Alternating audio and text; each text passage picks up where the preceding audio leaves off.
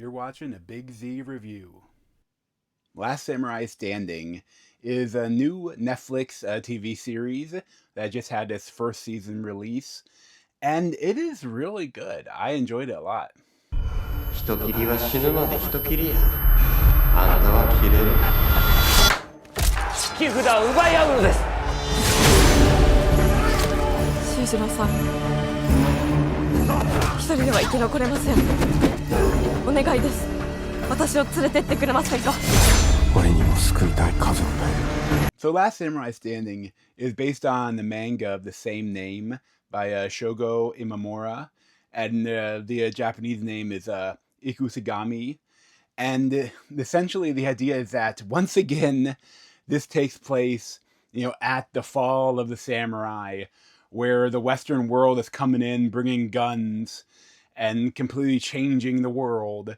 Like, it's an interesting time frame, but there's so many stories about this era in Japan. It's funny that we don't get more, earlier than that. There's a lot of interesting stories to tell, but, so many are there. But you don't want to go too far, because then there are the Nazis, in World War II. They're, at the same level in different ways as the Nazis. The Nazis hated the Jews, gay people, trans people, black people. The Japanese hated everyone that wasn't Japanese, especially the Koreans and the Chinese. But so you have to be careful how far you go. Now they're great, but you go further back, and there's a lot of fun there, a lot of samurai stories there. But they were isolated for thousands of years. But a little bit of action with China, but the waters in between mainland China and Japan were so tough to traverse back then that they're relatively isolated from the rest of the world until the West came. But this is you could say it's like Squid Game, with samurai, but it has a little bit of that, but it's just it's like a battle royale. It's another battle royale, but with samurai. And the idea is that they send out all these brochures across Japan, having its challenge for 100,000 yen to any martial artist to come to this area. And your main character is a Junichi Okada as a Shujiro Saga, and he is a samurai that in his last big battle he won. And then all these cannons and guns shot up and destroyed his army.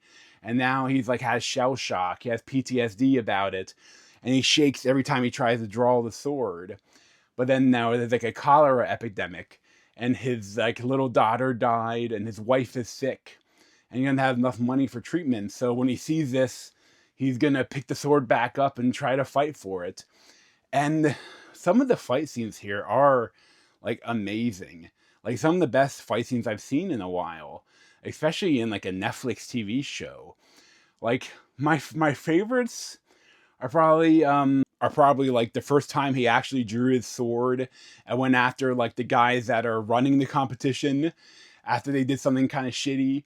And the other one is this fight between him and the one main guy that's in charge of the enforcers for the bad guys. It was really good. But I say this is very open-ended. It has an ending here, a big fight with some of the characters, but there is a lot more story to tell. And it looks like they're doing another season, but I'm really looking forward to seeing more of this, because it is an excellent, action epic. It's really good. But the idea that it's not just him, because he sees this girl there among this whole crowd of all these people that they tell him that you have to kill each other, and you have to go travel across Japan and get so many of the other people's tokens at each part. So he sees this girl there, reminds him of course of his daughter, and he decides to save her, and becomes an escort mission for the rest of the thing. But there's just so many different things going on, and it's all great. I'd probably give a 9 out of 10. But thanks for watching. If you want to see more, you can subscribe down below. Thanks.